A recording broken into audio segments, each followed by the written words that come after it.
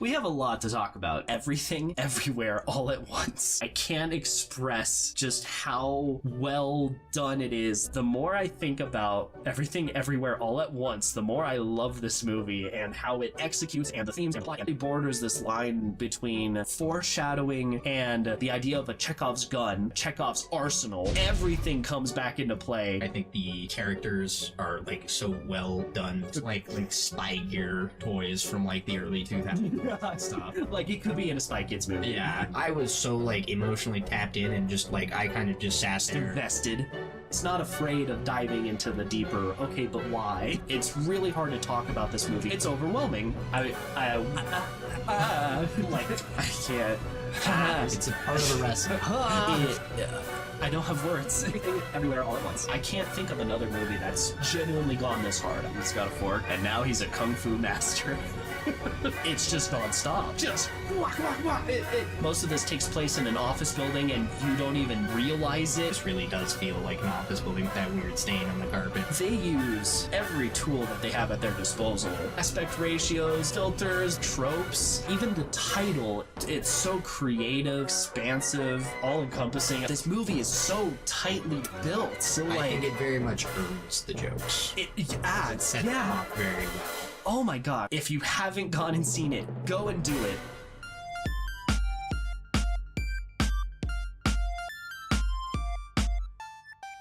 Hello everyone, welcome to Narratives and Nonsense. We are friends talking about random and recent stories, newsworthy or otherwise. I'm Jordan. This boy is Connor, he's got a fork. And now he's a kung fu master. Everybody. So we have a lot to talk about. It didn't work for the record. Everything, everywhere, all at once. To start off, it's a very small scope that we're talking about. We're getting very niche talking about everything, everywhere, all at once. It's a fantastic movie, and all-encompassing. There's so much. I can't even like process what I want to say about it. And then there's also some uplifting news for this last week, some holidays, all the usual. So, Connor, how's your week? How are you? How's life? It's mostly just work. I had probably one of the best climbing sessions I've ever had on Saturday, so that was really nice. Good for the progress you had. Just it was like you hit your stride. You got your flow. We got so our set the routes we have set, which routes are just your individual problems. Sure. Right now are still mostly the comp stuff, the competitive climbs from like 2 weeks ago or something like that. Okay. But they reset a couple of new routes on the slab wall, which the slab wall is most rock climbing walls are either gonna be like this, or they're gonna be like overhangs. Yeah. A slab is like away from you, so the wall goes in like that. And they're a lot more balance focused, but it's different skill set. Okay. Very difficult depending on who you are. Like it's a whole different thing of its own. But we got a couple of new sets on that, and I flashed the one problem. I was really familiar with the holds on it, so that flash is just I just got on it and did it immediately. Just yeet through. My other roommate, one of our other roommates, was with me. He's got a lot more experience on me, and I was actually able to figure out the route on another one. Probably took me like 3 or 4 tries. I found out the route because it was hilarious. There's this huge edge, which an edge is literally just something with a straight edge, and it's like probably like 3 feet tall, 2 feet long. I quickly realized that like when pulling myself up, like I was trying to figure out how I got on it, and then I saw way over off to the left, there's this like little potato chippy looking hold, and I'm like, that can't be good. As soon as I was like, okay, well, I'm not going to worry about this edge, I'm going to grab that. Very positive, very easy to hold on to. So there's this giant black blob that, honestly, I didn't even need to use, because I was like, I have long enough reach that it was completely pointless, so literally, you're just like, this could have been terrible, but you know what? Let's try it. When people route set, like, I'm kind of figuring out, like, some of this is just bait. Yeah. Or for shorter people. Like, it must be or something, because I'm like, I literally didn't even need to use that, so. Yeah. And then I redid a couple of problems that I was like, I had done but was struggling on. Had those down super well, so that's nice. And I cleared another problem that I hadn't been able to clear yet. Just cruising through. Yeah, so it was a really positive night. Sweet. Felt really good. Nice. And then shoes are paying off. Yeah, you've got that new pair. And it's then, not like they don't make you better, but I feel a lot better in them. Like I prefer to climb these than my rentals. It's one of those things where equipment makes a much bigger difference than you would think. I mean, from the dance side of things, if you're doing turns and you're in ballet slippers or point shoes compared to just your raw foot, it's so much smoother of a turn. You can really focus on the technique of it, and you can honestly just keep going for days if your technique's good enough. It really is. It's brand new fresh shoes. We all know that feel. It's just you like break it tight in. And nice and form fit. Yeah, it's all good. Once you've got it adjusted the way you need. Yeah, they're not rentals that have been used for 4 years straight. Yeah, and then you're also gearing up for a new D&D game, right? Yes. playing an artificer. We're starting level 5, so I'll be an artillerist. I'm looking. Ooh. Okay. We putting out a little domage. Oh yeah. Fun. No, if it's starting at level 5, I thought you guys were doing like a fresh, like out the gate level 1. I don't think Marcus likes to do those. That's fair. Which I like. That lines up. I could care less about level 1 to 2. Like if we're not starting at 3, I'm just gonna be like. Yeah, for the work game that we're doing, we have a lot of newbies, so we started at level 1, but like we're jumping to level 3. And might have more work people joining, which I'm interested to see how that goes. I hope we don't scare off any of the newcomers, but yeah, I mean, you really start to hit your stride in D&D once you hit 3rd level. Yeah, loosely speaking, there's some classes where I think you get it a little earlier. But overall, that's where the money's made. Every class gets at least something to do. Yeah, absolutely. Goodness, how was my last week? I had a little bit of rehearsal. We're gearing up for a Christmas show just a little bit after Thanksgiving, so we got in a little bit ahead of time for that. And then outside of rehearsal, oh my gosh, I had like a whole nostalgia trip where so I got a couple of the computers that were originally at our director's house. It was kind of like kept for archival purposes, but some of this stuff is old.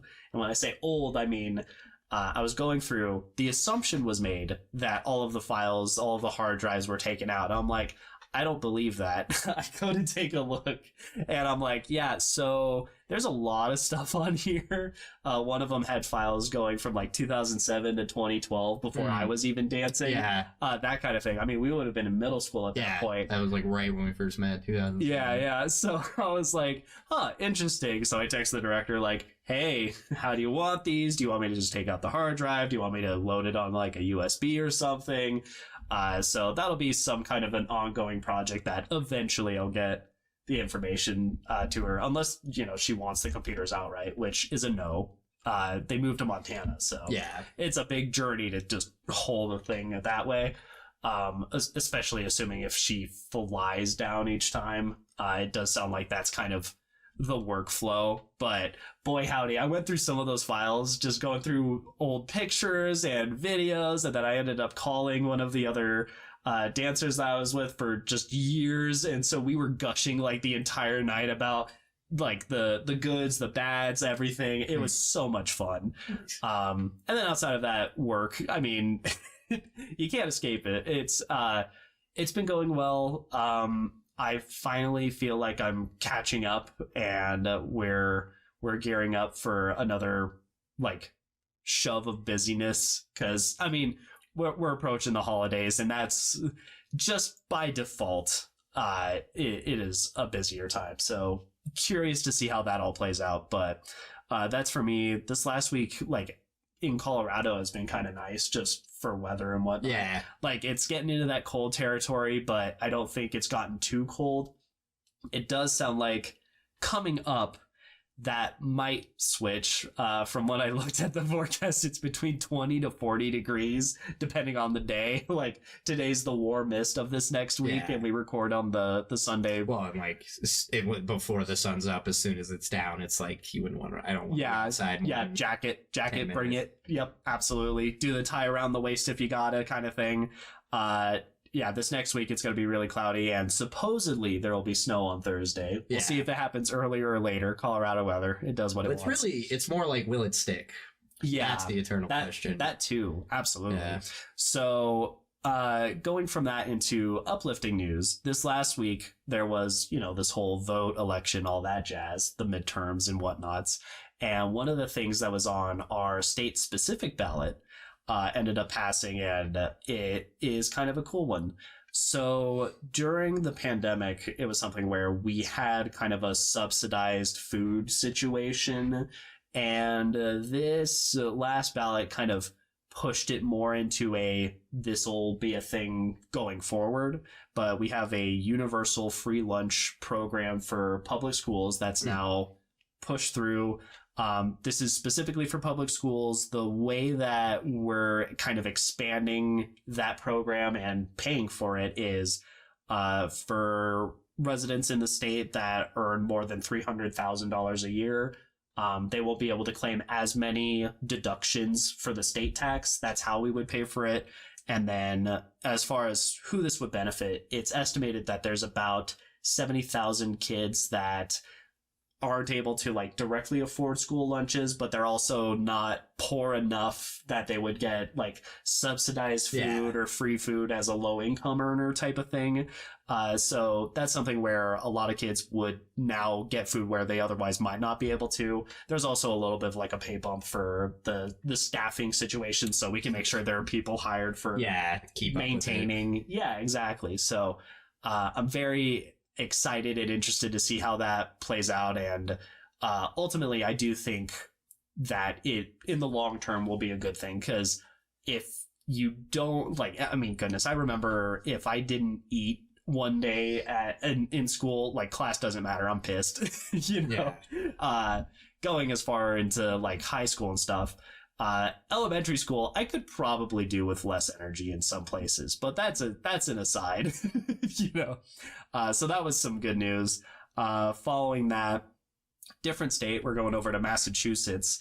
There was something really cool with the Founders Museum out there. It was in Barre, Massachusetts specifically. It's X miles away from Boston, just for perspective. It's also Massachusetts. It's a lot smaller as an overall state, but the Founders Museum is returning 150 artifacts that range from weapons, pipes, clothing, the works, to the Lakota Sioux tribes. It's specifically two different tribes that are traveling out from South Dakota to retrieve the items, but this is something where they are looking to kind of expand that aspect. One of the people that worked at the museum is I feel like we're definitely going to be on the right side of history with it, which is kind of cool. But some of these artifacts date all the way back and have a direct link to the Wounded Knee massacre. So it's it really all the way back to the 1800s. Yeah. So it's kind of a poetic maybe kind of thing where we're handing off things that at that point would have been absolutely sign of hostilities as kind of an olive branch to right wrongs, which I think is really cool. And hopefully we'll continue to see more of that. I mean, it is growing as an overall trend. You were mentioning that the Late Night Show with John Oliver had a whole piece, last week tonight. Yeah. John Oliver, he had an entire segment on that, completely devoted to it, and it was really cool watching that. So now seeing it happen in real time as well, it's just kind of a positive reinforcement, I feel like. It's one of the big things about it too, is a lot of this stuff, museums only have so much capacity to show things, so a lot of this stuff just sits in a box. Yeah, it's literally archival only. But it's a lot of it doesn't. It can't be just left out. Yeah. So it'll be good to, and also if people are going to make a museum, it should probably be for their own culture and heritage. So hopefully we can see something like that. Yeah. So that was something that was really cool. Continuing to that, to other acts of kindness.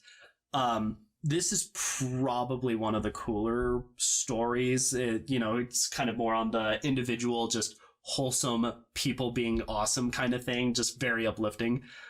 There's this gentleman in San Francisco named Brian who he is pushing for doing 30 acts of kindness before he turns 30 in February of next year. And right now he's on his third act. And the third act, he managed to raise $18,000 to put together 118 care boxes that he ended up donating to different animal shelters for the workers at those shelters. The reason that he's doing this specifically, in addition to being a big act of kindness, is he found out that animal shelter workers are something like 5 times more likely to develop PTSD in working and helping animals that are either homeless or abused or, whatever. Anything. Yeah, there's a lot of just emotional turmoil that comes from it. So in every regard, it's something where a lot of people will spend money or time for the shelters themselves and the work that they do with the animals, but not everything is necessarily directed at the workers at those places. So that's something where it's been, really, really welcomed and received all around. And continuing on this journey, this is something that I'm probably going to be keeping tabs on as we go.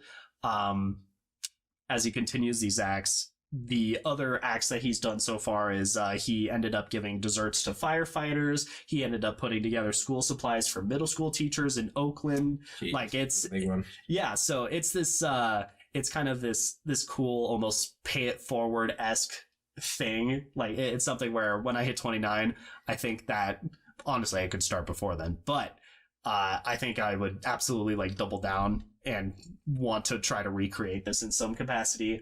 A big part for me is in the idea of acts of kindness and spreading light, love, all that jazz, is doing these news segment pieces about things that are going well in the world, or at least as far as what I believe and whatnot. I think that's part of my kindness and trying to throw some light out there. Everybody needs a little bit of love and light and blah blah blah, all that cheesy jazz.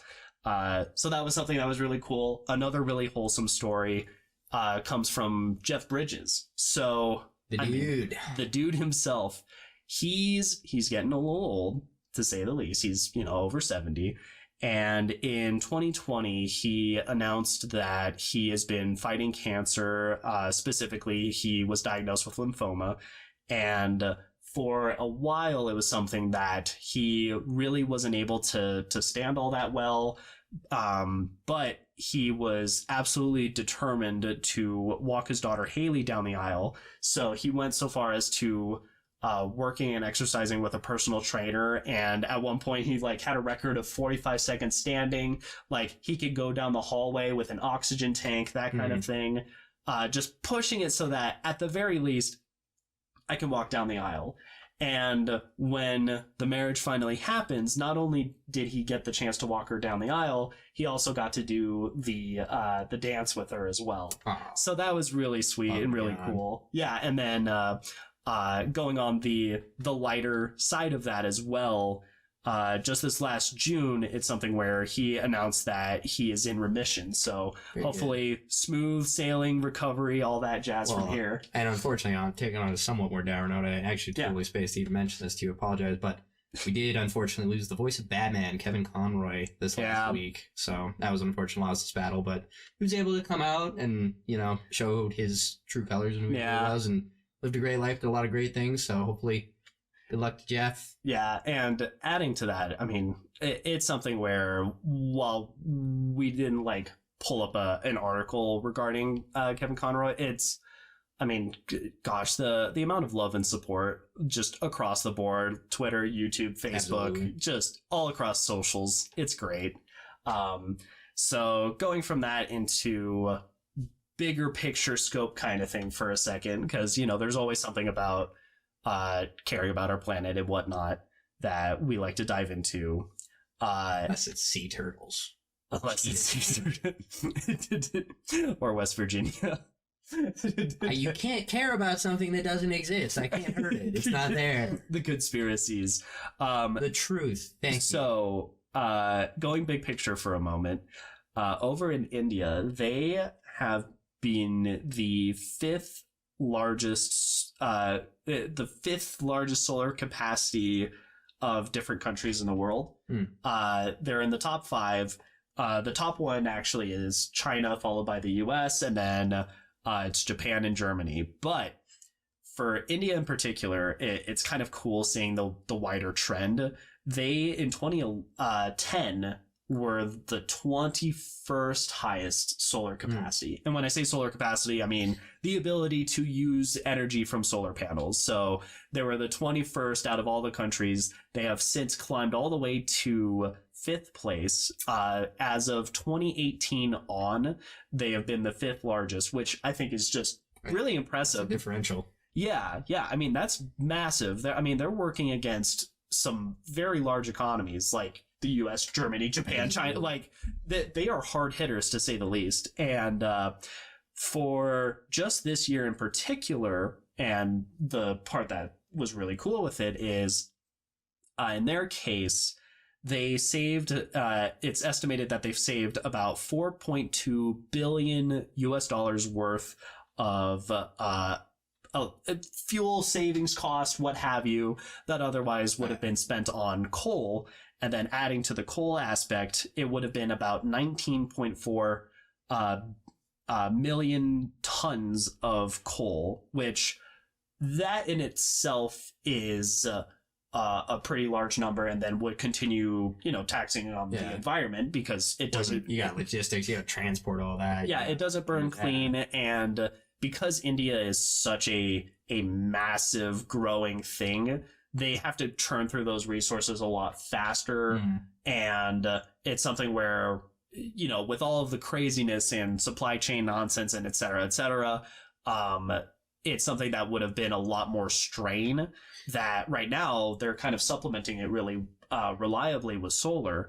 In fact, it's something where I forget what the news source is, PTI, the something of India, ended up reporting that about 11% of the electricity that's generated out there is coming strictly from solar.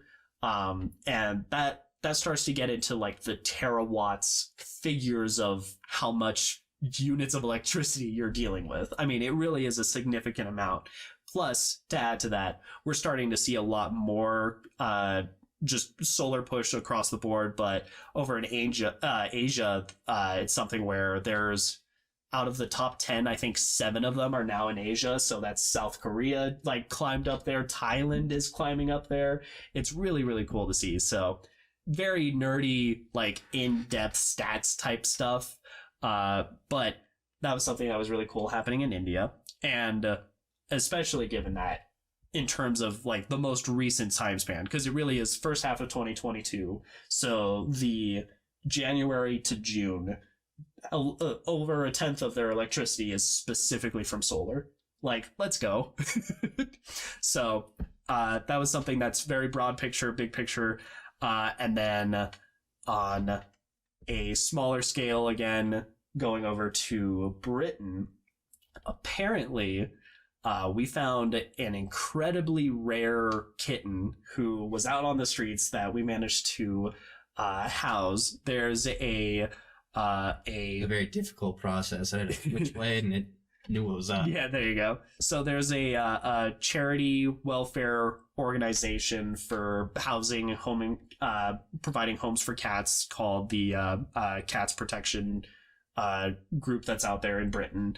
And they encountered a 15-week-old kitten who does not have sex organs. It's such a rare condition that they don't actually have like a specific term for it. So the words that they ended up using is sex organ agenesis, meaning it just didn't develop. But it's not a guy, it's not a gal. Like, they literally, it does not have any sign that is that it's developed they're not one way where or they're the supposed other. to be if they're there. Yeah, and adding to that, upon examining this cat, it's something where the only like possibility, the out there like, okay, there could be a potential exception, is if there might be a little bit of like organ tissue on the interior. Ovarian? Yeah, like there might be some ovarian tissue, but nothing beyond there's that. not And yet, an ovary there. yeah, and it's alive and well. It's like, it's not it managed to make it this far, 15 weeks on the streets kind of thing. It's one of those rare finds where they don't actually expect to ever see something like this again. Like it's incredible. So they managed to find homing for it. So they're taking care. Maybe it's that guy with the longest tailed cat. Yeah, that's what it is. So last week we were talking about the guy with a longest tail and the tallest cat, and like he has multiple Guinness World Records with his pets that he just happens across. Maybe we'll just have to ship it from Britain over to him. Just have dibs on that. He's got like a retainer. Yeah. Here, I'll take that, please. $dollars, and you can just. Yeah, there you go. So. Super rare cat, and I wanted to point it out partially because it's such a unique thing, and I think everything everywhere all at once dives into like here's all the different varying branching versions of things that can exist. Here's one of those little like diamonds in the roughs type of deal. Those things you could spend a life looking for all the differences in multiverses. Maybe this is like one of those. Yeah, cat is the one difference in ours. Here's like the one. 30 others where it's like that cat just doesn't exist for those. Yeah, here's our branching path. So going from the news into the holidays, it is World Orphans Day. It is Operating Room Nurses Day. It's also Spicy Guacamole Day, which I low-key have spicy guacamole every day. Yeah. I'm calling it guacamole. It does have mashed avocado. I don't know what else qualifies as guacamole, but there's a lot of peppers, like habaneros and stuff in it too. So I'm gonna say it's loosely guac. It's Jordan's guacamole. It's Jordan's guac. And it's good. I love it. I don't know if anyone else in this household has had it. Not much of what he makes is good, but the guacamole is good. If you want to call it that. I do eat it. I eat it on the reg. It's also Lighten Up, Loosen Up Day, which is really nice. The idea behind the whole day is literally just, hey, chill, breathe, take a break from the huge, which I think is kind of nice. What if that is my huge? Huh? What if that is my huge? Your huge is being chill. Do something and actually like. I guess so. Exactly. You got to loosen up too. So maybe your huge is you're just only loose or light. I don't know. I gotta double my loosening up. I gotta really loosen up. No, you gotta lighten up. If you're loosened up, you gotta lighten up. If you're lightened up, you gotta loosen up. I'm light. Maybe that's what it is. Anyway, they abbreviated it to Lulu Day, which is kind of cute. So that's another day. It's literally the idea is just, hey, don't burn yourself out. Go like have a minute. Go climbing. Go have fun. Yeah. Go on a nostalgia trip. All that jazz. It's also Family Pajama Day. Very fun. Get cozy. Works really well with Lulu. Loosen up, lighten up. And then the last one is it's Anti-Bullying Week, which, you know, it's always important to be kind to one another, and if it's something where you're encountering any, you know, strife, bullying at school, for one, know that there are always resources, whether it's in the school or outside of the school. You can always find help. And if it's something where you're dealing with like hard strife with somebody else, start very much foremost with being kind with them. You'd be surprised how effective of a technique it is. I know that's something that I've encountered here and there. It's just like extend the olive branch.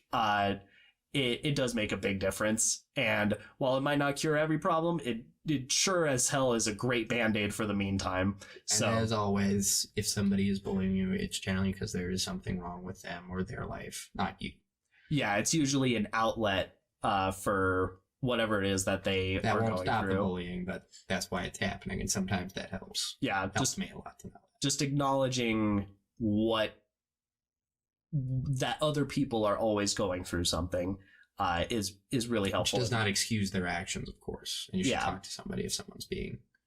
Yeah, it's a very serious subject, but first and foremost, be kind, which I think ties in really well with the meat of this episode, which is everything, everywhere, all at once. The title, So this is a movie that I can't express just how well done it is. Like, even the title is so ingrained into the identity of what this film is. I don't have words. So, well, we're going to dive lightly into the filmmaking. It's really hard to talk about this movie given how tightly made it is and how interconnected and how important even little things are in this movie. And one of the things we were saying is it really borders this line between foreshadowing and like the idea of a Chekhov's gun. We were describing it as having a Chekhov's arsenal. Like, everything comes back into play at some point later in the film, it feels like. And I think one of the highest compliments I can give this movie is that when I talk about something like Rise of Skywalker, meaning specifically Star Wars Episode 9, Rise of Skywalker, the more that I think and talk and dissect that movie, the more angry I get, because it has so many things that go wrong in it. This is the inverse of that.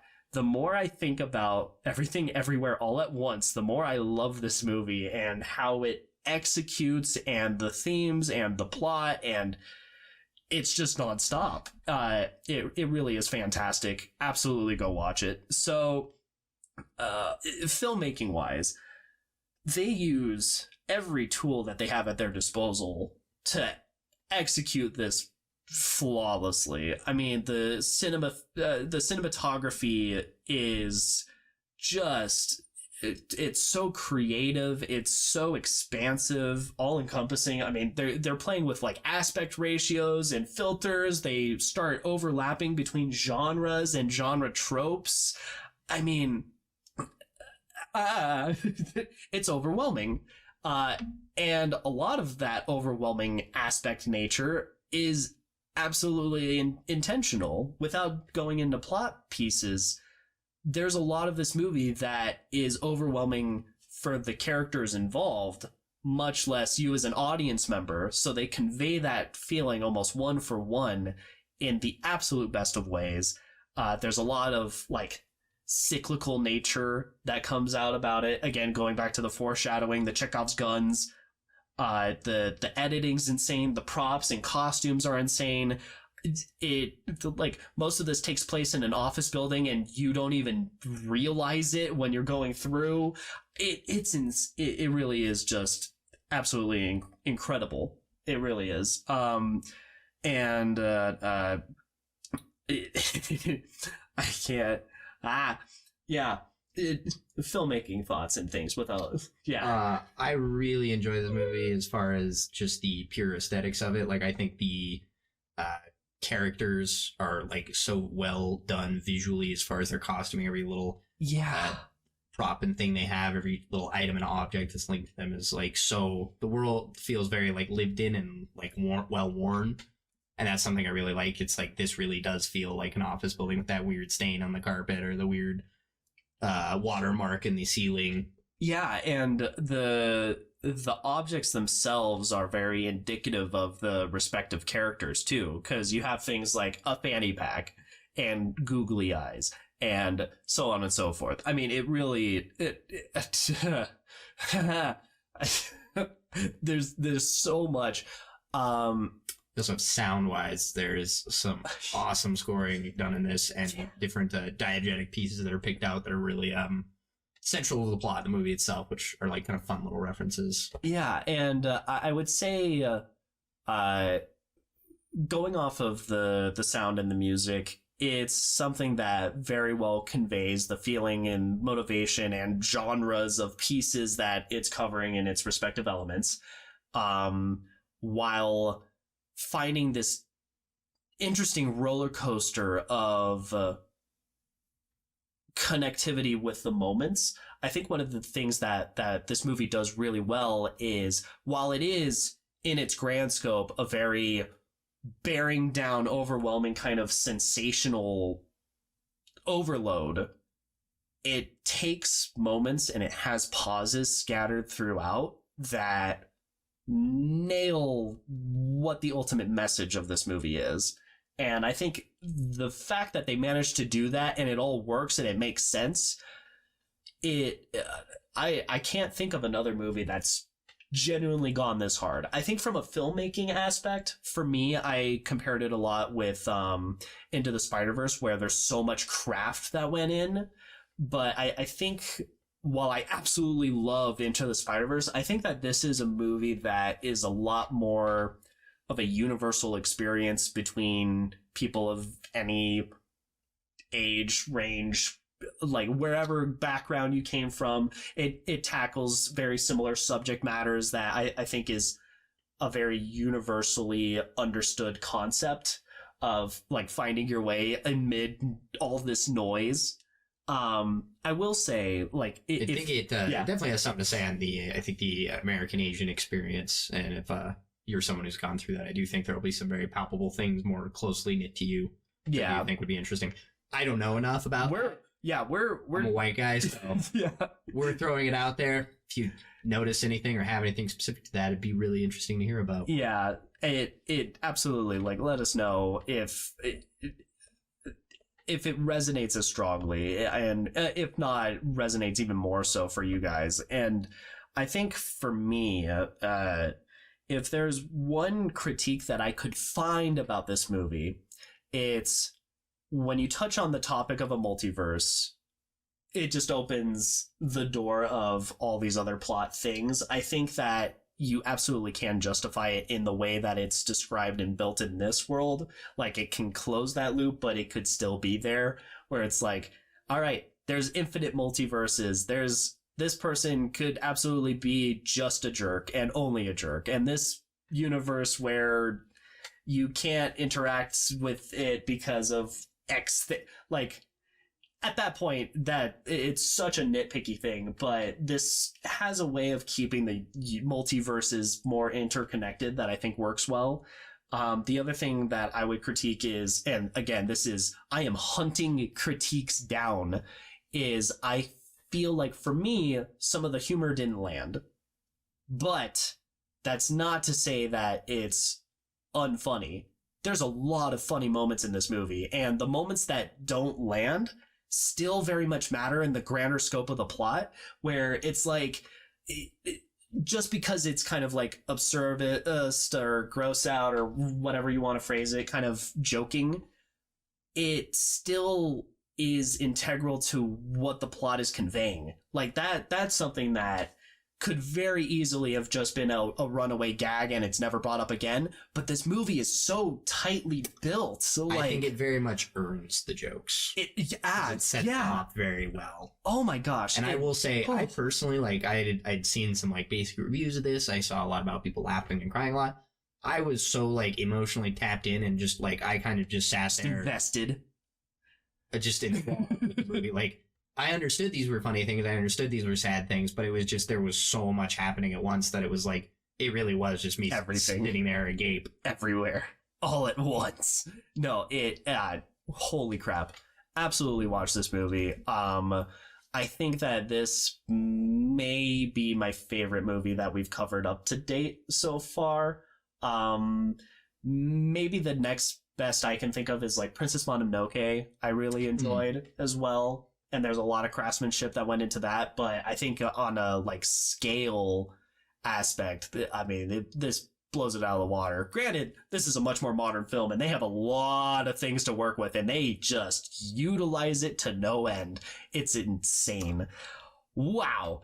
So if you haven't gone and seen it, get out of here. Go and do it. I do think that this movie is way more enjoyable if you have zero spoilers for it. I'm the kind of person that will actively like go and seek out spoilers. I didn't do it for this film and I'm glad I didn't. So absolutely get out, scram. Now's your chance. Okay. So the plot. We start off with Evelyn, who is the mother of Joey, her daughter, yep, and is married to a nice guy, Waylon? Yeah, Wayman. So I keep saying Waylon. Yeah. So we have Wayman, Evelyn, Joy. this is the like core family, and then we have Gong Gong, who is their grandfather. Joy's mom. Or Joy's mom. Jesus. Evelyn's father. Joy's grandfather. Yeah. Just slap it all together. Yeah. You know, there's a multiverse where that's probably true. So anyway, we have this. There's probably a multiverse where that joke's funny. So we have this 3-unit family with the fourth external family member who's come in from China. They're living in kind of the upstairs like apartment kind of unit of a laundromat. They're looking to expand their business. They are getting audited by the IRS, and so the prologue of this movie is Evelyn's just living a normal day. It's a pretty rough day, but it's a normal day. She's looking through like a ton of receipts. Like, and I would say the big one with this part is controlled chaos. Oh my gosh, controlled is hard to it's something where and this is I think a massive credit to just how frenzied the editing and the soundscapes and whatnot are in this movie. You feel overwhelmed in this little prologue bit of Evelyn going, trying to run the laundromat, working on getting receipts and pieces together for this audit. As far as taxes go, she's trying to still manage her daughter who is dating a girl named Becky. Her grandfather's in town.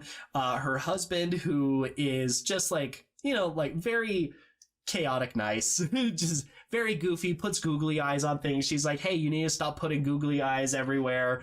There's customers coming in. One of them's yelling about the machine 8 is 20 for change. He's not getting his change back. There's another one that's like, hey, I called multiple times ahead of time. I'm here to pick up stuff. Like, where is it at? That kind of thing. It's so just every direction she could get pulled, she's just getting tossed around like the epitome of sensory overload. Yeah, absolutely. And it's a pretty normal day in the grand scope. It's just you're living life, but it's overwhelming. And we get little hints, little pieces that something might be amiss. Having issues with their CCTV monitors, flickering out into a map or something. Yeah, we see grid Wayman lines. Starts to act really weird. You can see him jumping around and doing a bunch of weird things that. Yeah, he's leaping over counters, full parkour mode for a second here or there. When she goes back, and this is unbeknownst to Evelyn, this is information for us. Yeah, she's not looking at the screen. She's looking towards her desk, and the screen is behind her. Yeah, which was another really great example of the cinematography in this movie. Yeah, and her getting caught up in the noise without even seeing what's going on, almost. And eventually, we get the most still shot of this whole prologue, and it's everything part 1 with this blast of noise, so you still feel massively tense in the moment, and all it is just slow zoom on her sitting at a table where you have laundry with googly eyes on it, you have the camera, you've got tons of mirror pointed at her, it's wow. It could be one of those there's a Facebook group that I really enjoy where it's accidental Renaissance portraits memes. That absolutely could just be an accidental Renaissance shot kind of thing where it's just her dead center of the table. Very almost like a Jesus Last Supper painting type of thing. American Gothic. Yeah. So part 1, everything. We go with her and her where most of the movie will take place. Yeah, and her grandfather or her father, the grandfather, and Waymond to the IRS building. Grandfather's usually referred to as Gone. I don't know. Yeah. It is maternal grandfather in Chinese is what that means. Awesome. Yeah. So Gone and all them are heading in. Yeah. On the way to this, she has one of those parent moments where her daughter is about to get in the car and she's like, wait, I need to tell you something. It's about to say and like be vulnerable. Daughter's like, issue in this emotion. is wanting to know whether or not her girlfriend Becky can come to the party tonight that they're throwing at their laundromat for their customers. Yeah, and part of it is coming out to her grandfather and saying, "Hey, this is my girlfriend." So, And like, at this point, Evelyn's very not over it herself. So yeah. So she ends up saying that, "Oh, it's her friend." her very good friend. Yeah, it causes a little bit of tension between. Really hurts Joy. Yeah. It seems. So she goes to confront Joy and talk with her about it, and doesn't quite get the words out, and it kind of defaults to the "I'm a parent and I need to like tell you how to live life" kind of thing. So it's like you're getting fat. You need to eat healthier and exercise. And Totally what she meant to say in that moment. yeah, and Joy's just eye roll sad about the whole So, interaction. I believe her and Becky head off to a bar. Yeah. So fast forward, they're going to the IRS building, and while they're in the elevator on the way up, Wayman like goes full possessed for a second, just a minute, and ends up like super fast, super competently, because up to this point we've been seeing him, he's like a fun, lovable goofball. He grabs an umbrella, just like covered in like bagels and donuts, covers the camera, looks over to to Evelyn, starts like scribbling down notes, and is just like, "Okay, when we exit this elevator, you have a choice. You can either go over this way and keep going to the aisle, or you can get in the janitor's closet. You got one of those two choices, but you need a janitor's closet. Follow the instructions on the pad." Yeah. I'm not going to remember any of this in like 5 seconds. Unfolds the umbrella. Wow, that elevator was She also fast. gives her two like kind of blue. Oh yeah, looking yeah. deals. Yeah, in either ear. So the elevator comes up. Wow, that elevator was fast. Completely drops any pretense of what that conversation was, and off they go to their respective office cubicle with Evelyn looks at the janitor's closet, but they just keep going. Yeah. If you want to call it hero's journey, this is kind of a refuse the call a little bit, that kind of aspect. She goes over with a lot of them and sits down at the tax agent Deidre's desk, who Played by, Jamie Lee Curtis. yes. Which it's really funny because the costuming for it, I almost like didn't even recognize her at first. Yeah. It's really great. Like facially and like the body prosthetics were just hilarious. Yeah, the haircut is so it's just out there. Flattering.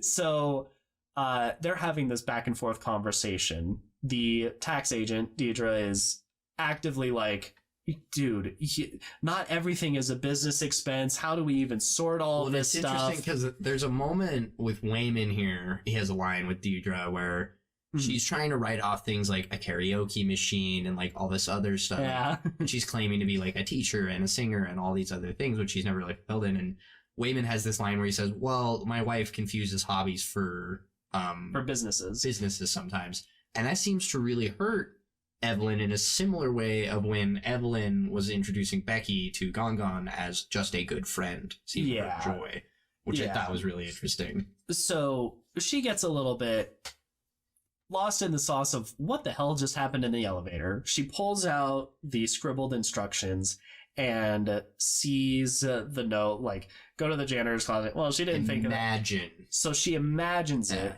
Yep. Which I thought was really clever. And then she ends up switching her shoes. So the left foot is in the right shoe, the right foot's in the left shoe.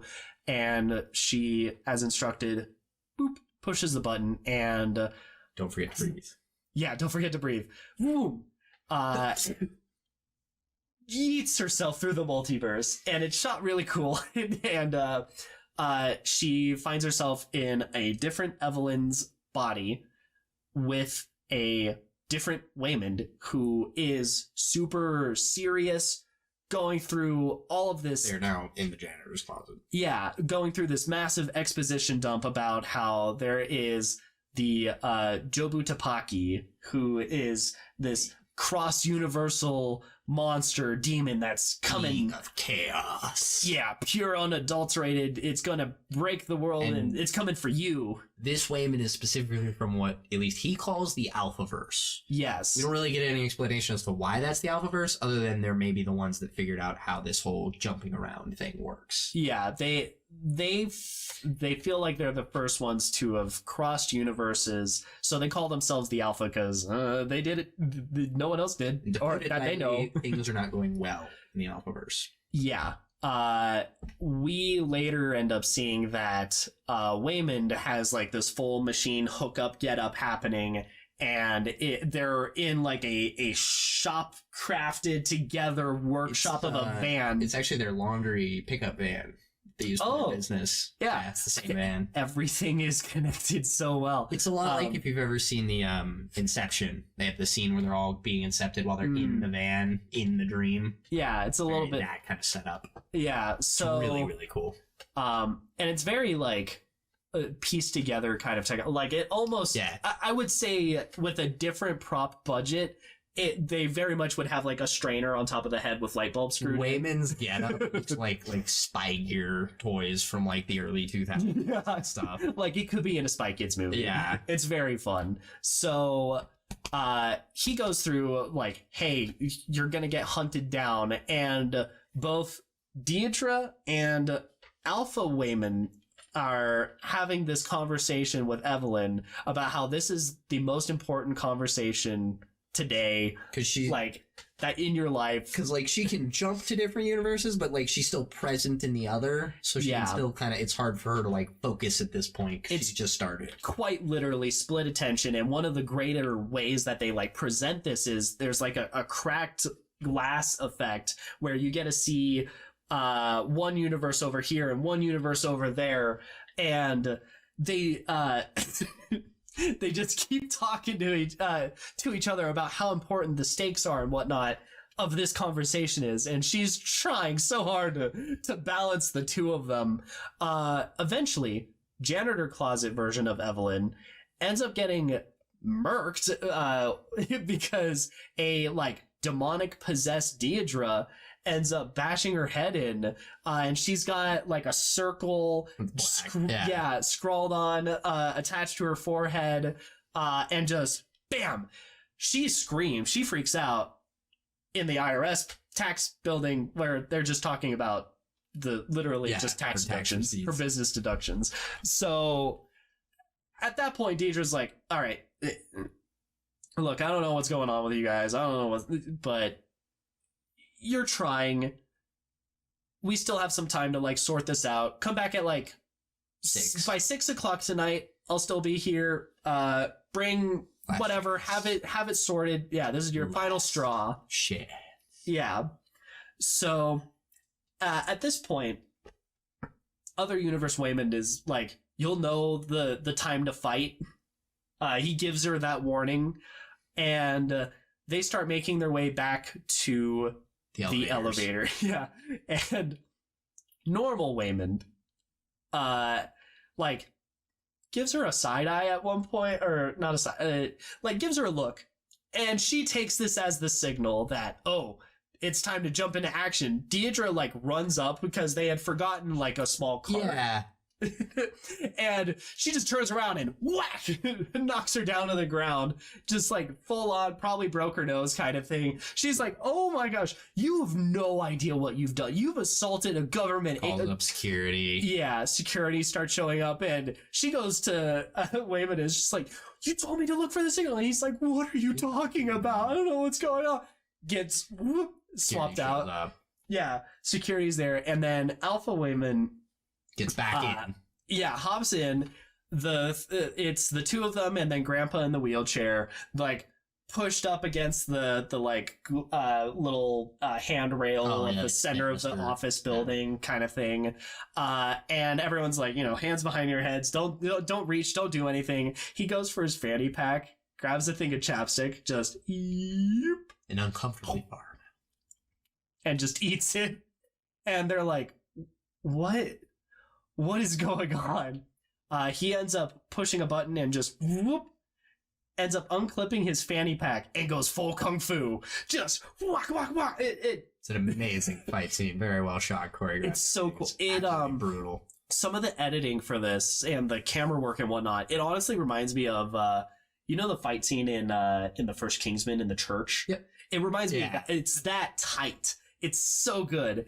And it's very silly as well, where he's taking out multiple security guards with a fanny pack. At one point, he ends up like throwing the clip of the fanny pack into the guy's nose and just boom, throcks him into the ground. One of his ways to make it more lethal is Evelyn's hiding in this cubicle just around the corner. Oh yeah, fish tank in it, so he just grabs a bunch of rocks out of it. Out of the fish tank and loads it in his thing to give it more weight. And like the hits these stuntmen are taking, and like some of the falls they're doing are brutal. Yeah, we are shown as the audience later, slight spoiler, but we're already here, that the security guards are fine and they survive this encounter. Out of the universe, out of this movie, I'm like, dude, these people are dead. Jesus, they got thrown around. It's awesome. And it's funny because in the making of this, apparently this is a movie that they've been working on since like 2010. They were putting scripts together in like 2016 and the like. It was originally written with Jackie Chan in mind, and this absolutely nails that feel, that aesthetic. One of our better performing videos, I say better, the best performing video we have is on Drunken Master with Jackie Chan. Same vibes, same energy. It's very, like, that is a universal constant with Kung Fu. The thing with Kung Fu is a master with a stick is more deadly than a student with a sword. Like, it's whatever is around in implementation. It's your skill, right? So it falls into that very well, which is fun to see. Use the environment in D&D. So a piece of chalk is just as deadly as a dead number. So this all happens. The building goes into full like lockdown mode because they're like, there's been an attack at the IRS building. Like, law enforcement start to show up around the outside. Yeah, the daughter Joy is in a bar with Becky and like sees it on the news that, the two suspects are her parents. Becky's like, hey, are you okay? And she acts a little bit weird and just ends up skedaddling out of the bar. Now. Yeah, very, very mischievous kind of vibes, darkened lighting, the whole 9 yards. So as she goes to like address what's happening, we get Alpha Wayman doing a little bit more expo dumping as the whole of this facility is being evacuated. They've kind of run off. They're hiding under a desk at this point. Proper office. She's like, oh my gosh, where's my dad? Where's Gong Gong at? And he's like, oh, he's safe. It cuts over to him in the kitchen, just like eating vanilla pudding. Just tapioca, baby. Is it tapioca? I'm gonna so. Just scoopfuls of pudding at a time. It's very silly. Yeah. Oh, he's totally fine. Meanwhile, Deidre is like full possessed in this universe. Now. Yeah, she takes a piece of paper. There's a circle drawn on it, staples it to her forehead, and is going full like sumo wrestler or pro wrestler. Yeah. Mode where she does like the full like leap drop kick thing, throws him into a wall kind of stuff. Like she tries to backbreaker Wayman. Yeah, he picks him up just he grabs an exit sign to put under his back just in time to save himself. And she did not like that. And Wayman is trying to switch into a gymnast version of himself. Yes. But his method of doing this, so with the chapstick and the shoes, they have to do like, it seems random or weird, but it's like, if you do this thing, you're more statistically likely that's like, has something. It's your jumping point. So like in a different universe, Wayman did this thing, and that eventually somehow led to him becoming a gymnast or becoming a kung fu master. Yeah, it's kind of you have to get to a universe adjacent to your own, and then from there you slingshot to whatever your end goal destination is. So the best way to do it in his case for becoming a kung fu master is the universe next to him, you eat the chapstick, and then from there that happens to be like the closest A to B dot connection line to him being a kung fu master. So he's trying to become a gymnast and is failing at getting to that point. Cut him. Yeah, he's getting a paper cut. And he's like, you never do this on purpose. This is only an accident thing. You just can't do it. He keeps, and it's just not working. Meanwhile, in this whole endeavor, the possessed Deirdre ends up following behind Evelyn, hunting her down, and she gets forced into doing one of these universe jumps. And when she does, she like goes into this other world where she and Wayman never got together, and she specifically didn't elope with him and move to America. Yeah, and she lives out her days like training and learning kung fu, becomes an excellent martial arts master. Becomes like a Bruce Lee style like movie kung fu action. Yeah, big deal. Yeah, absolutely. And world renowned, world famous. At one point, her master's like, "You can do kung fu with your pinky," kind of thing. Cookie is kung fu. And goes full bananas against Deirdre, and it's something where we start cutting between regular Waymond and Alpha Waymond, where at one point he's like shoved behind a little like entryway with a giant thing of, I think it's like filing cabinets that are just shoved up to like pin him there. He's like, oh. This universe's Waymond is not strong enough for Alpha to be able to knock them over. Yeah, he's just like, what's going on? What is happening? It's dark. Help! He ends up leaving because Evelyn she can't quite do it at first because she has to tell the IRS agent Deirdre that she loves her, but she has to mean it. Yeah, in order to make that verse jump happen. So she tries and fails, and Alpha Waymond is like, sorry, I thought you were the one, but I guess not, and just leaves. Yeah, and presumably goes to find another Evelyn for this grand quest adventure scope thing. So what happens is you then have this this kind of raising of the stakes where she's done this jump, and he's like, okay, you are the one, you're the chosen one. Like you are the Evelyn that is so bad at everything that you can do anything. And as was alluded to before, it's because like she had all these different aspirations, and the different just never like proceed, but she never followed through on any of it. So when one she never committed, everything is equal. Yes, so that's the worst Evelyn.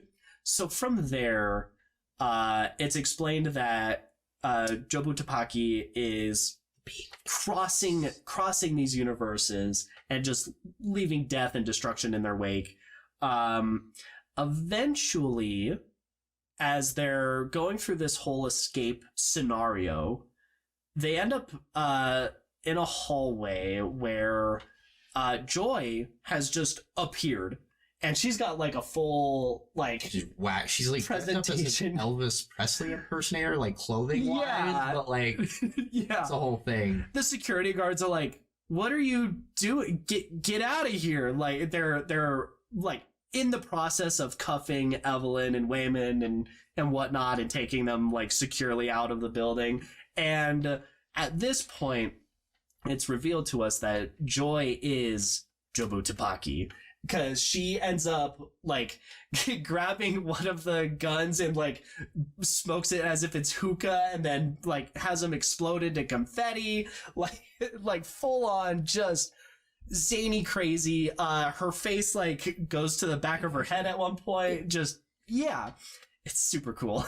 So she can basically do anything she wants. Yes, and she explains that she's been looking for Evelyn. This Evelyn in particular. This Evelyn that is capable of really jumping to all the different multiverses, and that she, as Joy in the Alpha universe, was part of this like science experiment of multiverse jumping and ended up splintering, and she could be any Joy across any universe. And that's due to Alpha Evelyn pushing her too far and hard and making her go through too much. Yeah. Jumping. Yeah, very kind of Frankenstein's monster in a way kind of thing, where you've crossed this boundary and you can't really go back.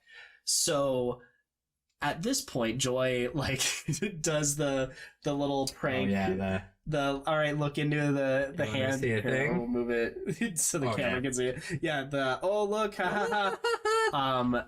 But it opens up to this like other dimension or other universe. I don't know if it was completely created or not, white but very skies and pillars and very white. very SpongeBob, Squidward, future, all white kind of thing. And she explains, having experienced everything, everywhere, all at once, dun, dun, dun, dun, dun, she put everything onto a bagel. An everything bagel. An everything bagel. She put her hopes and dreams, her aspirations, her failed report cards, every personal ad on Craigslist, every breed of dog, poppy seed, like everything. Bagel. And it's kind of collapsed in on itself. Became this like weird like multiversal giga black hole. Yeah. But it's more than just matter and light. Yeah. It's like everything. And jumping out of the movie, it's so funny that this is a bagel, not just because of like the absurdist humor of it, but in terms of like multi-dimensional traveling theory kind of thing. One of the like scientific mathematical explanations of why this could be a thing is shaped like a bagel as well. So it just, everything in this movie is so good. So she explains that she has this bagel. She wants someone else that can understand what she's going through. And it's just like, hey, come with me to the bagel. We get cut out of this as the grandpa, Gong Gong, shows up in a and manages up his powered wheelchair into like a toaster, a half put together like hot rod racer, just speeds through, grabs Evelyn. Yeah, and they race out of there. It's revealed to us that Gong Gong has been possessed by Alpha Gong Gong from the Alphaverse, and he manages to like they all get back together. It's Joy and Waymond, Gong Gong, and Evelyn. They're in an office, some probably executive or something. Yes, and they're explaining. He's explaining to Evelyn. Gong Gong explains to Evelyn that you need to kill Joy. If you kill this Joy, this universe is safe. And like hands her a box cutter to stab her with. They managed to like tape Joy to a chair. Under the delusion that this was the chaotic being Jabba Duga, whatever. Tapes they Joy mess to up a chair. They mess up the like demonic version name throughout the film. I just don't remember it. No, but they that like that's part of the gag. That's the bit. She tries to explain. Evelyn tries to explain to Joy and Waymond as she's like taped to a chair, like multiverse. There's a universe where like there's the raccoon on the raccoon. And they're like, what are you talking about? People could be like puppeteered like the raccoon on the head. Ratatouille? But no, Raccacoonie. Raccacoonie. Her English is not the best, so yeah, a recurring joke. So they're losing it. They're laughing because at this point she's not, Joy isn't controlled by Jobo Tapaki. Yeah, I think I nailed it. Alpha Wave is gone. Yeah. And keep in mind, they don't have memory of what got them there. They just all of a sudden were in this office. Yeah, if they're possessed by another version of themselves, they don't like retain the memory of that.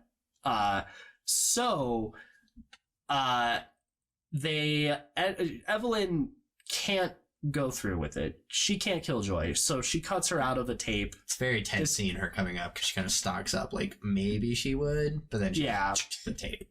And very cool. We have this like back and forth of Alpha Gong Gong just pulls a gun. Yeah, he's not about this. It's really funny given how like frail he looks too. Yeah. Just like I'm gonna kill you. And Alpha Gong Gong has other people in the Alphaverse that are jumping in as security people, protesters, just random citizens on the street, what have you. Anyone in his cause who's close by. Yeah, so that they can come and assist in taking down Joy Jobu Tabaki. Evelyn then ends up cheating a little bit by splitting between multiple. The trick is, since Evelyn won't kill Joy in this universe, Gongon's like, okay, well then I have to kill you, because Evelyn's trying to explain that like I got to become like Nobu Tabaki to beat her, stop and it. he's like, I'm not letting that happen. So that's why they're all convinced. I'm not risking another one.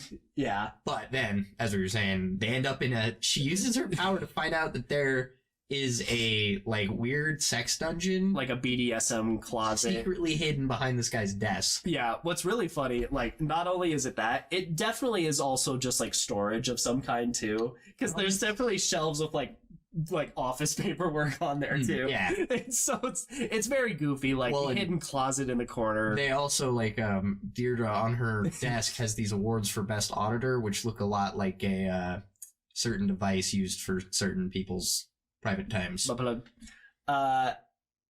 So when they're, like, cornered in this kind of a bunkered down closet. It's like a safe room. Yeah. Gong Gong and company are throwing in, like, smoke grenades and stuff to try tear gas, I assume. Yeah, to try to get him out of there. And Evelyn ends up splitting between multiple different people. Now, this is something that in part of the exposition dump of Alpha Wayman, he explains that when you jump to a universe, you should never go back or go between multiple, because every time you jump, it's like a crack in the pot that you can start leaking out from. And she hasn't gone so far as to learn how to repair those cracks. And if she does this too much, eventually your pot, it'll just break apart. She ends up jumping between a bunch of different Evelyns. There's one that is like a full-on singer, so she has a very large lung capacity. There's another one that's blind, so she doesn't need to see where she's going. There's the sign flipper. You do actually see a sign flipper in the same... Yeah, for a pizza restaurant. And in the beginning, but in this universe, it's Joy. So she ends up getting that. There's something else. Anyway, she splits between multiple Well, she still has Kung Fu Evelyn as well. Yeah. So she rushes out and starts confronting this massive group of security people and, Gong Gong's gang of goons. Yeah, I'm proud of that. Cue next big fight scene. Yeah, so she is taking one of the riot shields and flipping it around as the pizza sign person and just taking people down left and right with it. It ends up like breaking in half at one point. It's insane. And she tries to escort the others out of the building. Eventually, they end up getting back to kind of They're like in the foyer, I guess. Yeah. Like main ground lobby kind of area. Yeah, really yeah. cool Ground spot. floor. This very large building, which makes sense. I mean, IRS, of course. So from there, what ends up happening is Alpha Wayman comes back, has a back and forth with her, and then we find out that in the Alphaverse, Dubudaka is messing up Alpha Wayman's stuff. bad person, all-encompassing, universe-hopping Joy Goddamn Goo Goo Gaga. ends up taking out the van that Alpha Wayman is in and kills him. And we have this like emotional like death scene. And in the Alphaverse version, Evelyn's already dead. So it's like a big thing for Alpha Wayman to be able to see Evelyn again. Yeah, yeah. And like see her fulfill her potential kind of thing and really succeed. And it's really sad and emotional. And then like regular Wayman is just back in his body. He's like, how did we get here? And from there, Evelyn, her mind ends up fracturing because of because she went too hard, too fast, too ham. She ends up like puking on the ground like and brutal amount. Yeah, and ends up dying. And we get part 2 everywhere where she ends up waking up in one of the other multiversal hers that and at this point we do a lot of universe hopping. Yeah. So there's like her as Evelyn working as a chef in a Rakakuni world where one of the chefs is in fact controlled by a raccoon, as her poor explanation of it went. Like, we have her as her kung fu movie star version. She actually ends up like seeing Waymond. There was actually a really like cold-hearted line earlier in the movie where she's like, I saw another universe where I wasn't with you. I was successful. I was a movie star. Life was so much better without you. And it turns out it seems like that's the case for Waymond as well. He's like dressed to the nines at this movie premiere. They end up like reconvening about how they didn't end up going through with each other and they're doing well for themselves, but ultimately they would have loved to like live a normal life with one another. Yeah. On that. Yeah. Because Joy is like, or sorry, Evelyn's like, we would have just ended up doing laundry and taxes all day. And he's like, for what it's worth, I wouldn't mind. I would have loved to do that. So at this point, it gets a little bit harder to like remember the order of operations because again, this movie is so everywhere. Eventually, we also have the universe where she has hot dogs for fingers. Yeah, she's actively like in a romantic relationship with Deirdre, the same tax person, but their fingers are hot dogs and they use their feet to do everything, and it's so eventually she re-encounters Joy and the everything bagel, and Joy tries to pull her back in again using another little portal. Yeah, and she's kind of on board. She's like, they go back to that white, nothing void area. They come to the bagel once more, and Joy like explains, hey, nothing means anything. It's all useless. What's the point? That kind of thing. And you know what? Evelyn's like, yeah, I kind of agree. And so we start to see her in all these different universes acting like nothing matters. Everything's futile, worthless, doesn't matter in the grand context. Hot dog finger Deirdre in the other world. Yep. She ends up signing divorce papers. The divorce papers. She exposes Rakakuni. Yep.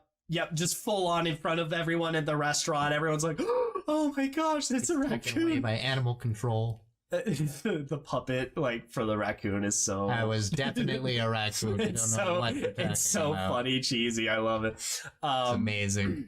We had a dog on this Minecraft. She ends up, like, chewing out the tax folks that show up to, like, seize the property. She ends up just taking a baseball bat and shatters one of the windows.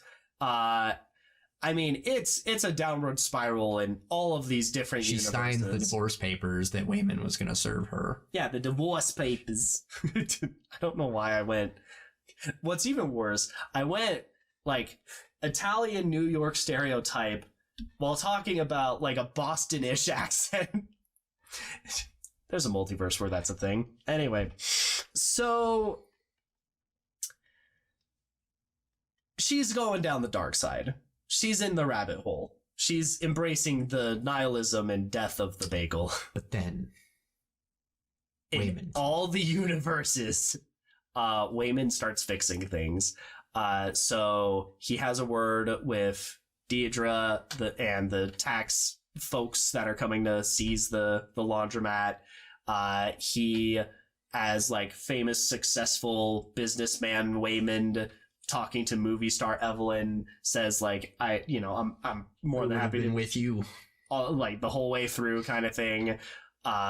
He, in like our normal universe, our bad at everything Evelyn that has been going through this whole journey. Normal Waymond like stands up and is just like, dude, I have no idea what's going on, but we need to just stop right now. Like, we don't need to be fighting. We don't need to shoot each other or anything. We just need to be kind, especially when nothing makes sense. we just need to be kind to one another, and just full tears kind of thing. The colors and the lighting and the focus on the actors' faces in this whole performance. I mean, it's so good, and the music's swelling and everything everywhere all at once. It's so good. So at this point, we have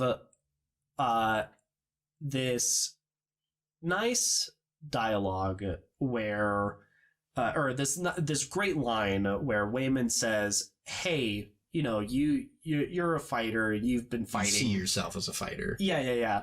I see myself as a fighter as well, but this is how I fight: with kindness, with joy, with talking things out. Yeah. With a cookie, maybe. Yeah, and that strikes a chord with Evelyn, and we go to this universe where her and Joy are rocks.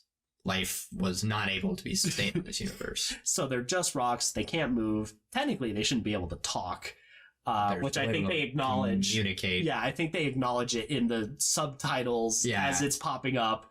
And they explain, like, you know, we feel like pieces of shit when these new discoveries are made. You know, we used to think that humanity, people was as a better than whole, all. Yeah, and we just learn we're smaller and more insignificant with every moment, and it just expounds upon itself. Yeah, and you know, this is the latest of a long line of discoveries that make us as people feel like just small, insignificant pieces of shit.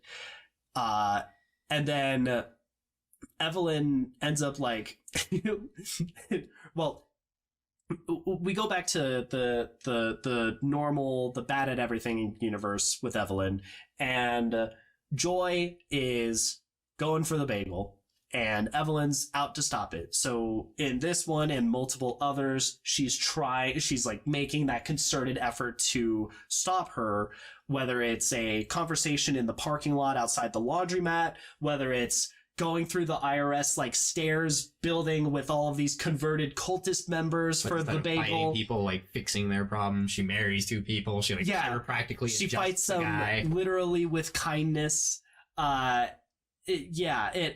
get this wonderful shot where like she walks past and you just see everyone in like this bliss. there's the guy whose office it was for the BDSM closet. She spanks him. Yeah, give him a ball gag and spanks him. It's so silly. So she starts righting everything in the universes that she was wronging. So even Rakakuni, she starts trying to help the guy get Rakakuni back. Yep. This whole thing. She says to Deidre in Hot Dog Fingers universe that she loves her and cares for her. Yeah. They have like a heart to heart in the laundromat one where they end up like smoking a vape or something. And it ended up working out. The reason Deirdre, Waymond talked to Deirdre and got them another day or another week or something, basically. Yeah. And Evelyn is like, what'd you say? Like, what did you do? Because through the whole time, anytime he does something, he's like, she's like, oh, my silly husband's probably ruining this. Yeah. And Deirdre gives him another week, and he just said, oh, I talked to her. And what he did was he explained the situation that was going on. So now Deirdre knows that Evelyn's probably going to be going through a divorce, and she's also done that. So it kind of gives them that moment of they sit together and kind of talk and hug. And they understand each other on a more like fundamental level. So this is happening across all these different universes, and eventually she gets to the multitudes of joy. And in these different universes, Joy is ready to like jump the gun. In the normal verse, she's gonna just get sucked into the giant bagel that's now in the middle of this IRS building. And it just is this all-encompassing black hole thing. In the laundromat, like after work party verse, she's getting ready to get in the car, drive off. Yeah, and just properly leave, as Evelyn did with her father when she said that she was in love with Waymond and was going to America with them. In spite of the fact, during her whole breakdown, she did introduce Becky to Gongon. Yeah. Joy's girlfriend. Yeah. Like, that didn't seem to just do it. Oh gosh, what else is there? The Joy rock is scooting closer to the edge of the cliff. Her rock. Evelyn's rocket like has googly eyes and tries to around with googly eyes. And she's like, wait, that you can't have googly eyes. That's not one of the rules of this universe. And she's like, yeah, but nothing matters. So there are no rules. There are no rules. She starts chasing Joy. Yeah, I'm gonna get you. I'm gonna get you. In all of these universes, we have a conversation, or it's kind of assumed, but most of the conversation is outside the laundromat. There's also part of it is in they're front all of kind the of paralleling each And- other at once. Yeah, which makes sense because of the characters, Evelyn and Joy are They can be universal constants kind of at thing. the Yeah. same- everything all All at once. Wow. So they're having this back and forth, and she's like, look, I need to accept that I need to let you go. And Joy's like, what, you're not gonna fight to keep me here? And she's like, no, like I had this like same thing, and I get it. Like sometimes you just want to be over and done with it. At one point, Joy like says outright, I don't want to feel anything because every time that I'm with you, it's just sad and miserable and I hate it and blah, blah, blah. And she's like, I get it. You know, you need to go your own way. Just, I'm not going to stop you. And then she like turns around and is like, okay, but also, you know what? You're getting fat and you have a tattoo and you know I hate tattoos. And out of all of the anything that I could be a movie star, I could be famous, I could be world renowned, blah, blah, blah. I find myself coming here to talk to you because I care about you. And I don't know what the hell that is. And the fact that nothing matters, but yet I'm still drawn here because I would rather spend time with you. I wouldn't rather be anywhere else but here with you. And Joy at that point, like, tears up, the whole partially goes, but then like comes back. grabs her mom. Yeah, full embrace, hug, tear, crying. She, awkward. yeah, they mention it directly. It's very like teenage girl-esque kind of. You know, the teenage, not even girl. I mean, I've had a similar thing where it's just like, this is awkward. Like, all right, the sappiness has gone for an uncomfortable amount of time. Do you want to get back to, in their situation, they say, do you want to get back to the party in the laundromat? And she just hugs her again and goes, we can do whatever we want. Nothing matters. It's so wholesome. Next chapter, All at Once, Part 3. And this is really kind of the wrap-up part of the movie. We have them at the... Right back to where we started. Yeah, they're sorting through paperwork. We see... the second tech. Yeah, we see the numerous... there's now, things of laundry and dry cleaning.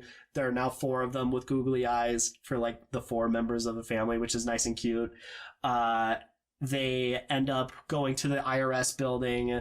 They part with Becky dropping them off. Becky and Joy kiss first time Yep, in the movie. Becky and Joy kiss, and then Waymond and Evelyn end up kissing as he and Gong Gong, start walking off towards the IRS desk. And as they walk up to, or as they like start going through the tax explanation process and whatnot, Deidre's like, all right, you've made some really big strides, good progress. Evelyn's getting lost in the conversation as she's just, her mind's wandering to whatever multitude of things out there. And Deidre's like, hey, are you paying attention? And she's like, yeah, okay, so we've got most things sorted. However, there is this one thing. And then we cut as they Title card. figure out their life and whatnot. You know what's really great with the title? Everything's dripping except for the O for the bagel. So that's the plot of this movie. It's big. It's massive. It is everything. Fucking chonker. Everywhere, all at once. I wonder how many times we've said that in this podcast. So, themes, takeaways. this, I mean, this is the kind of like the ultimate conclusion of nihilism, where, you know, we are insignificant specks of dust, Morty. Nothing matters in the universe, and it's the ultimate conclusion kind of loops back around to if nothing matters, then everything matters. And it's about kind of living in the moment, in the present. I always say it's a thing, and people always say, like, life doesn't matter. You know, life is meaningless. Yeah. And they're like, so why do anything about it? And it's like, well, life is meaningless, death is meaningless, and you're here now. Death is nothing, so we'll take advantage. So experience is everything. And that's the thing. You only got one, so yeah. So that's one of the bigger like theme takeaways, and it's so well crafted in how overwhelming things can be and can get.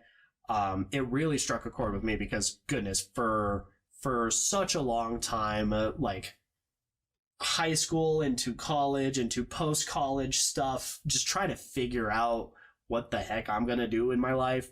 And to be honest, I'm still figuring it out, but like now I'm in a good place. But I've been into that deep depravity of just, screw it, let's just end it. Well, it's like I was stuck in Canada for friggin' 8 years, like yeah, trying to figure out some way to get back. So yeah, it's been a big deal for me. It's something that I think everybody struggles with. Like, what's the point?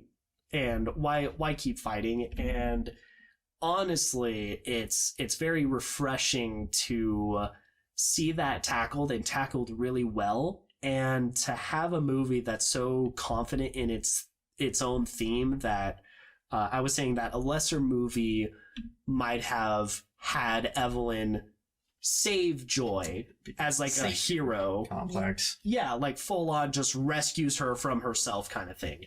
And this movie has the confidence and the structure to actually follow through and let the theme play itself out. That it's so fantastic.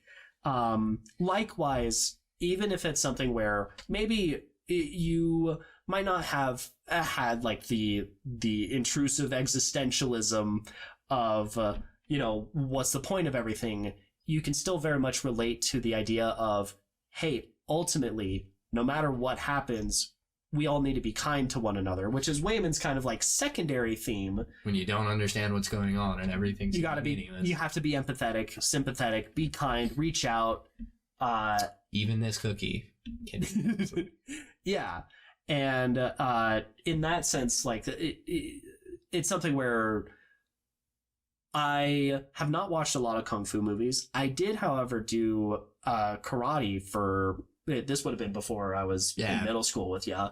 But a lot of karate, like most martial arts, isn't simply about just the physical prowess. There's also a very spiritual, mental, I'm gonna say rigidity, in the sense that, hey, you need to like have everything in line. You got to get yourself in order before you can do anything. As a person as a whole. Yeah. You sort yourself out so that you can then impart yourself properly into the world around you, kind of thing. And that's something that this movie like inadvertently does very well as well, with the kind of spirituality of what kung fu can be. I also really like how, like, with the bad Evelyn, as we often refer to, or the worst Evelyn. Yeah, the can't do everything Evelyn. She never did anything really with her life, and that is why she's so able to first jump and do all these things, because she hasn't done just this one thing, so she's so capable of everything. And it really reminds me of this one stupid card Magic, one with nothing. Sure. And it's like, when one has nothing, everything's equally possible. Yeah. And I've always really liked that thought, because it is that thing of like, I'm at the same point of like, you know, having not lived up to, oh, I didn't do this or that or whatever, but it's like, it doesn't mean that's the rest of it. It doesn't define the next 10 years. Yeah. The next 10 seconds even. Putting it another way, it's something where, like, yes, a painter can like see and work with a sculpture, but they have to start with the base material. You have to have your clay before you can make it a pot or a figure or what have you. It all started as a block of marble and blank canvas. Yeah, and that's something that's also very kind of inspirational in that sense. It connects so very well with the grand scope of this theme of everything that you do matters because you forge your own destiny. Maybe it dives slightly into kind of the Nietzsche aspect of like you are your own master kind of thing. There's a lot of philosophical like connectivity. A big one that I really love with a lot of this is like I've always looked more into like absurdism and stuff like that, and I think one of the key things of that is life is meaningless and death is meaningless, but like there's beauty in that. Like since it is so meaningless, like we really can, sell giant inflatable wacky arm tube mans, and that can be a really fulfilling vacation for some people. And like I love that just because it's like, of course, like I think a great example is we work at a shoe company. That's what we do, like in very different parts of the shoe company as well. For the longest time I was in customer service, and I am not a footwear industry person. I've never been obsessed with shoes. I am totally fine with like my one pair that I wear religiously into the ground. Yeah, like there are holes of my toes coming out the side. I mean, I've had so many phone calls with people where I'm like, no, this is the kind of person I am. I don't ship, I don't fangirl, fanboy, what have you over shoe wear. And the shoes that we happen to deal with, I think are the most comfortable things on the planet. I really do hope that, as a company, me there or not takes over the world because I believe in that footwear, and I've seen too many people where it's made a big difference for them, where I'm like, okay, I might not be a footwear person. This makes an impact and does good, and I want to continue facilitating that as best of my ability as I can. And I very much look at it like I drive a forklift. It's not like, the most fulfilling vocation or everything, but people rely on me and people need me to do my job, like my team of people around me, because I don't deal with customers. I just have the warehouse staff. And that's even like the very short spanning, like within arm's reach kind of view is, okay, who are the people immediately around you? How do you help them make their lives better? How do you reinforce like, hey, we're all in this together kind of thing? Very connected to those around. It's fantastic. So that's something where this movie really succeeds in kind of being that inspirational, open to all options. You do your thing and don't let the world judge you or take you down any particular path. In general, it's like, don't be too serious. Yeah. Life. Yeah. No, absolutely. So beyond like the themes of this movie, something that was kind of fun is trying to compare this with other things because it's such a well done piece of art, really, and cinema. One of the first things that immediately comes to mind is this came out almost the exact same time as Doctor Strange and the Multiverse of Madness. And we talked about that in this podcast. We very much enjoyed that movie. And it's so funny looking back on that movie versus this. I really wish that I had gone through to watch this in theaters instead of Doctor Strange because this movie is that good. That's not only it's not meant to be just a slant at Doctor Strange. I still very much enjoy that movie and I like some of the themes, but I think some of the execution is a little bit weird. Especially in retrospect, like I saw it twice, once with pals and then once with my family. How do you do that? Like, my eyes would just be bleeding by that point. Watching a movie a second time? No, a Marvel movie more than once. Like, God. I really do like Marvel. This podcast is why I watch Marvel movies still. That's it. It's just for you. I don't think Phase 4 has been anywhere near expectations, and I think it's just par for the course. How do you follow up my expectations didn't take Anyway, so with Doctor Strange, it's something where I felt like there was almost this war between the direction and meaning behind the film and the grander scope of the MCU all-encompassing has to connect to everything kind of thing. Yeah.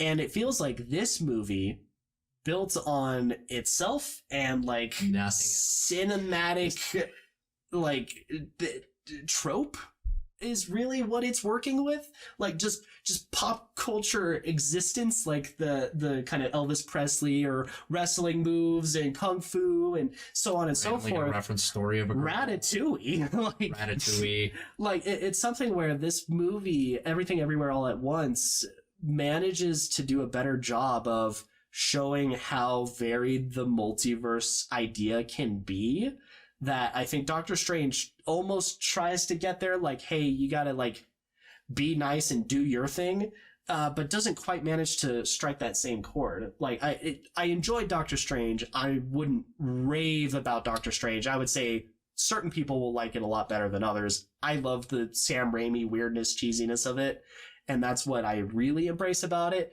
But like my sister, my mom, them, like they watched it and they're like, wow, that was really corny and campy. And I'm like, yeah, that's why I like it. God, like, thank God the rest of the Marvel universe is not corny or campy at all. So, jeez, that'd be horrible. That was something that was really interesting. And then I think on an interesting thing with Marvel too, I can't remember which Marvel movie it was. The one they showed Fortnite, like they like knocked into a kid's bedroom. That's an endgame. And I think that is a very great example of like reference. Whereas in this movie, you have like absolutely your story of a girl's a song that gets played through. And I think it's one of those things where the references they're making in it are actually meaningful to the plot and aren't just, hey, the thing. Yeah, no, they like they really do just like throw in things, but the things, everything, everywhere, all at once, it all matters. It's a part of a recipe. It's all in there. And I think going on that note is the Ratatouille reference, where everyone can cook.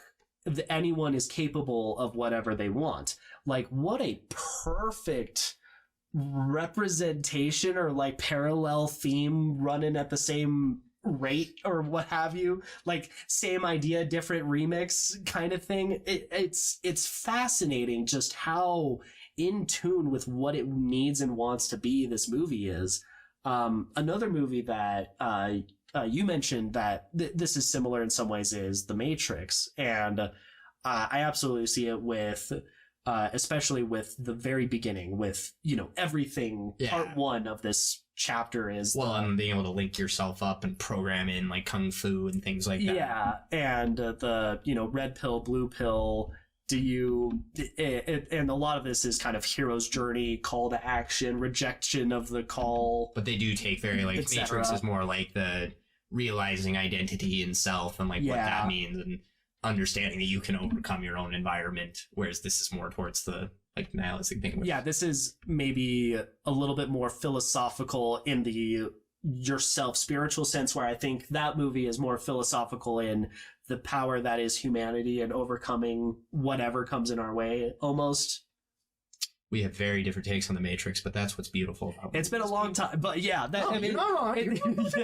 It's not that we're not the only two different takes on The Matrix, trust me. Like this movie. They run parallel. Yeah, The Matrix has a lot of meaning that you can derive from it. And which is one thing that I think makes it so great. Yeah, it's not afraid of diving into the deeper, okay, but why? Yeah. Like, I thought I was going to be thinking about Great Escape for a long time, and then I watched this. I got over it. Like, Great Escape, it's fun. It's a great it has movie. A message. It's an awesome movie. I really appreciate it. This is in no way trying to talk down about it, but, like, I don't know. What these movies, for me, like Everything Everywhere All at Once is, like, that's an experience. It's absolutely insane. I think they're very different experiences in that, like, with The Great Escape, that is a popcorn flick at its core. It's an enjoyable ride the whole way through. That's the thing. It's like, it feels like I'm on a roller coaster. You know what I mean? Yeah. Which isn't a bad thing. I love roller coasters. I'm on roller coasters all the time if I can. But, like, this is the roller coaster. This is like going, like, out and exploring a new area or going, like, camping with your grandparents. It's that. It's everything, everywhere, all at once. Yeah. It's so good. That is. I Please go see it. It's really good. Also, the guys who directed this, I think they're known as the Daniels. They also made a movie, Swiss Army Man. It's got Daniel Radcliffe and I can't ever remember his name, but the actor who played Ron from Harry Potter. And Rupert. If you like this a lot, you'll probably very much be on the train of that. It's another really great movie by them. Yeah, and adding to like fun things for behind the scenes stuff, in working on this, they've been like trying to piece this together since like 2010. They were looking into multiverse stuff. 2016-ish, they were putting that script together. We mentioned that they were looking at Jackie Chan, and then this ended up being the movie that Waymond. So his actor, he is the kid in Temple of Doom. Yeah. You know, Okie dokie, Dr. Jones, that guy, that kid. And it's something where he took a very big break from acting. He went into other parts of filmmaking, so producing and the like. And after Crazy Rich Asians, he wanted to get back into acting. And this is the movie that he like properly came back in. And Jesus, what a comeback performance if there ever was one. His ability to split between body language, alpha Wayman and party Wayman. Yeah, the different Waymans. I mean, not only are you jumping back into acting, you're jumping into multiple roles at the same time in the same cut. The same character, but with different life experiences and totally different outlooks. Like, and then full on just the freaking kung fu choreography throughout. I mean, holy crow. So big shout out to him. I mean, everybody, the performances all across the board in this movie. Holy crap. I mean, God, like it's just like it's joy. Jobu Tapaki. The way I described it is like teriyaki. The way I described Joy's performance in this is it's very like what I would love to imagine or see a like chaotic evil deity in like Dungeons and Dragons or TTRPG type stuff, where it's like you have the power, all the power in the world. What do you do? Well, you know, nothing matters. So I made an everything bagel. like it's such a silly execution, but it's also very menacing. Discworld-esque. If you're ever a fan of those books by Terry Pratchett. Yeah, I've heard good things. The bagel thing is very like that. Yeah, it's. I mean, holy crap! And then the performance of Evelyn going through all. I mean, from an acting perspective, holy crap! You have to really wrap your mind around the multitudinous of having two conversations at the exact same time between two different universes. And then play that out in this, like, goodness. And I think a good chunk of that comes down to everybody brought their A game in all the right ways. It's fantastic. Anyway, absolutely watch this. I will probably end up watching it again, like, in the next week or two, just because it's that good. It's, and it's like, gosh. It's about 19 minutes, but, like, it goes. It's quick. Yeah. Oh my lord, what an emotional existential ride. Fantastic. Outside of that, I mean, goodness, Connor, where can we check you out at? As always, mostly just here. Hit me up on 5-String Connor on YouTube if you want to go look at random videos. Hell yeah. And then if you want to see more of me, I'm Gillidan for the win at Gillidan on the YouTubes and other things. And you can see us here for Narratives and Nonsense. We post just about weekly on Monday evenings. When we feel like it, which is most of the time. Yeah. And aside from that, you know, you can see us everywhere all at once with everything. Nothing matters. Nothing matters. You. Everything matters. It all matters. Be kind. All that jazz. Have a fantastic rest of your week. Fade to black. Ooh. Just kidding. Now. Ooh. Oh no. Oh no.